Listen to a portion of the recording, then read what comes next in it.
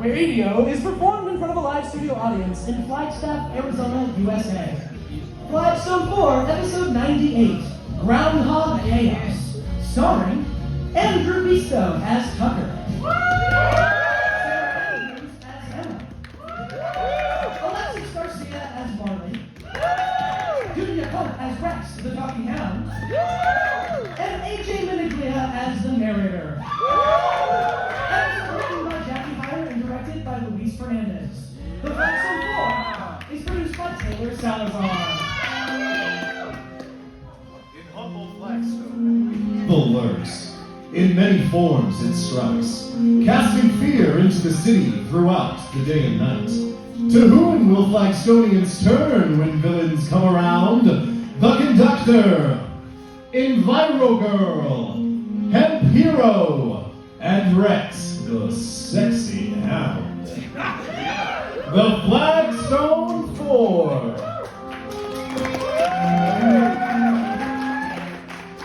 In episode 97, which you heard here last month when you tuned into the show, we saw the Flagstone 4 battle a crazy groundhog who created a ruckus by eating cars and peeing on roofs. After our heroes successfully calmed it down with the help from the fabulous Rex, they agreed to a 1-week trial run for their new fluffy friend, the groundhog. And if it does not work out, there's always the pound where they put dogs down. Hey, that's horrible! Sorry. Let's not get ahead of ourselves. Back to my narrations of the story. We see our heroes back in their apartment, with the groundhog sniffing Rex's butt. Excuse me, did I say you could sniff my posterior? Aw, it likes you. Wait, is this a lady groundhog or a dude? Oh, I'll check. That is a major invasion of privacy. You can't just check the booth like that. Oh, but it sniffing my rear without my permission is all right? It's how it communicates, how it sees the world. Through your butt. Are you male, female, androgynous, anti-gender, astral gender neutral, central fluid? What are you, groundhog? Stop asking them. It doesn't have to know what it is or what it isn't. You're the one who asked in the first place. And that was wrong of me. Sorry, little friend. You have the right to be whatever you want. And it's still sniffing my derriere. I thought you liked your cute sniff, Chief. Hey, I said that to you in private. What do we do with the groundhog? Treat it like a dog? No wonder you can't get a date, Tucker. Excuse me? I didn't know you did. Do you treat your dates like dogs? I treated them with the utmost respect. Wait, why am I defensive? I don't even treat Rex like a dog. And he is an actual dog. Yeah, that's right. He doesn't give me belly rubs, and I'm also expected to pay rent.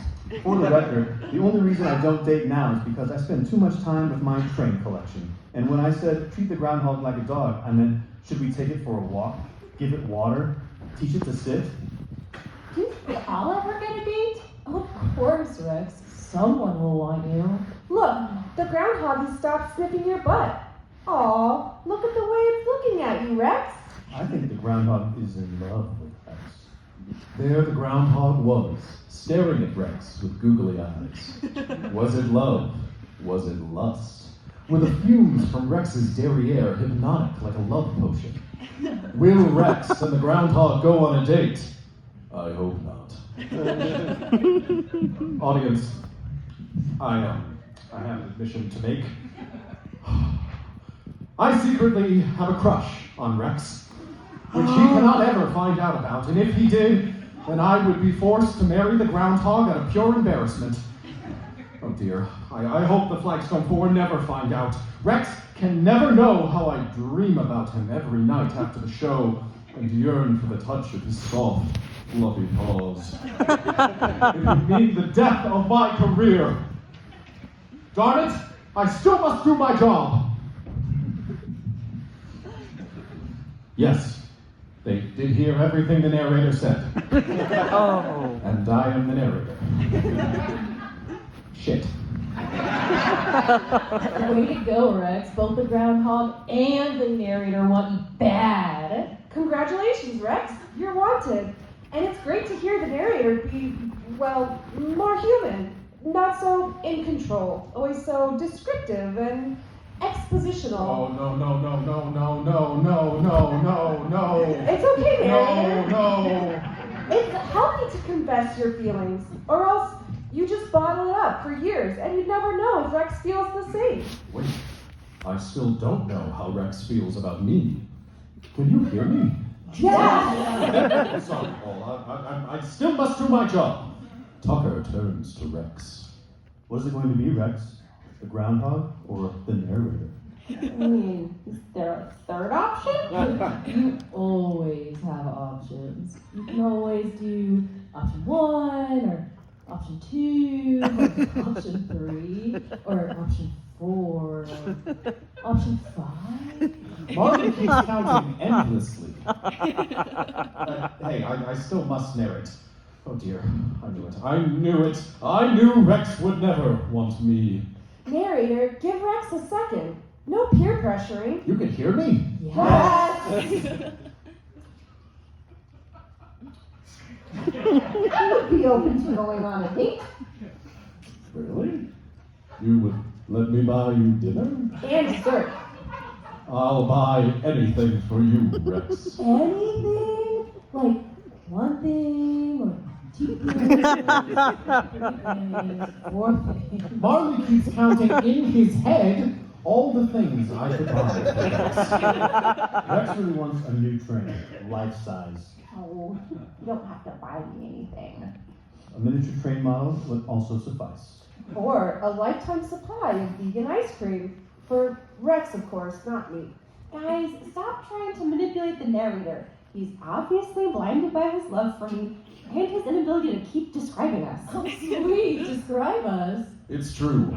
I would do anything for Rex. And the Flagstone 4.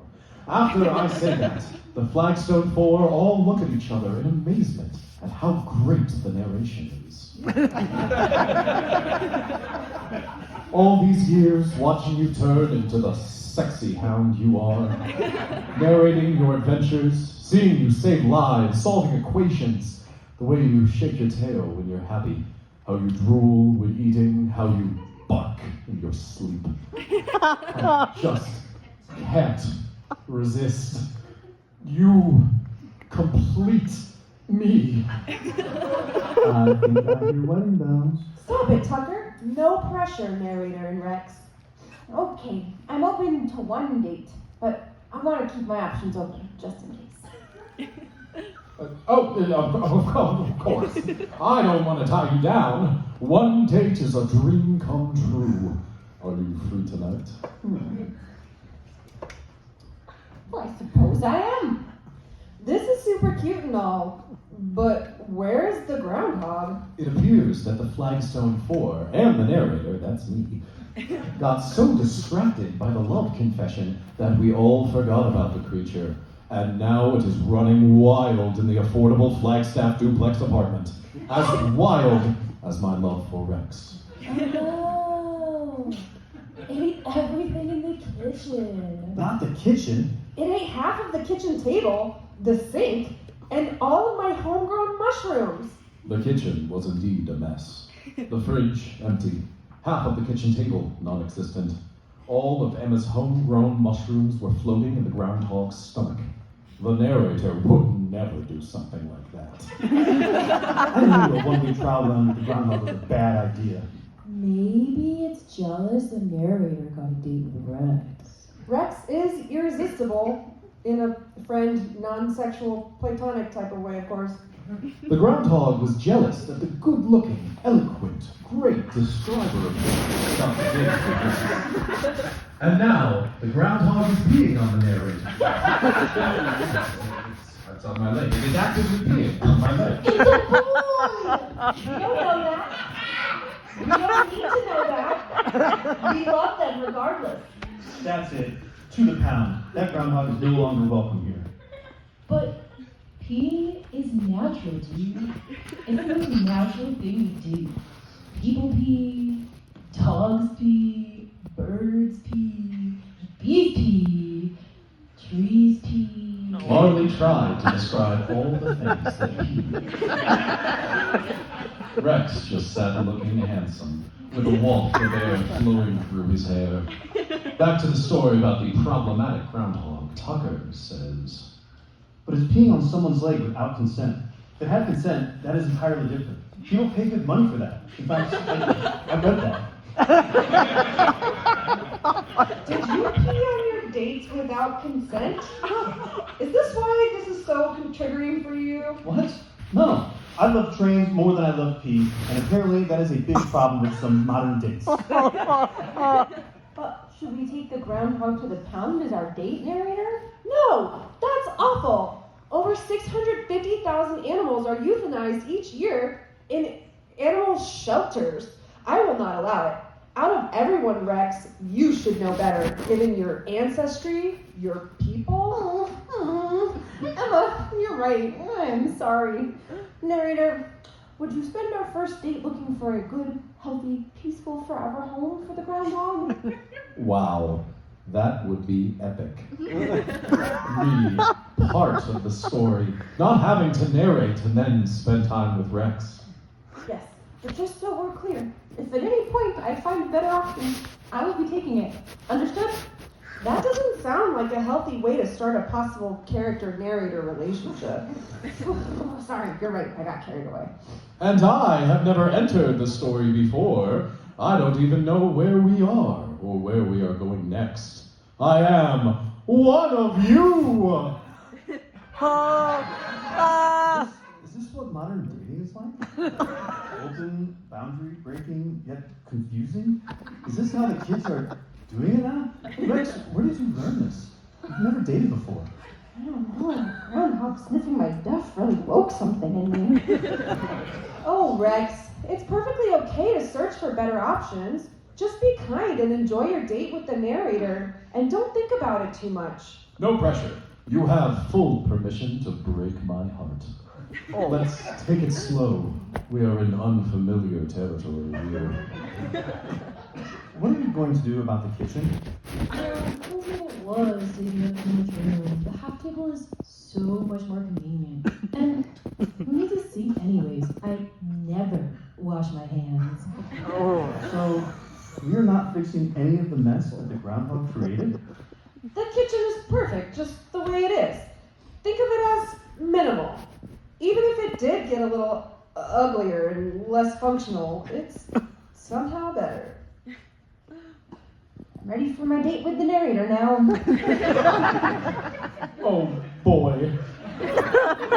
I've been waiting for this moment since the first day I started narrating for you all.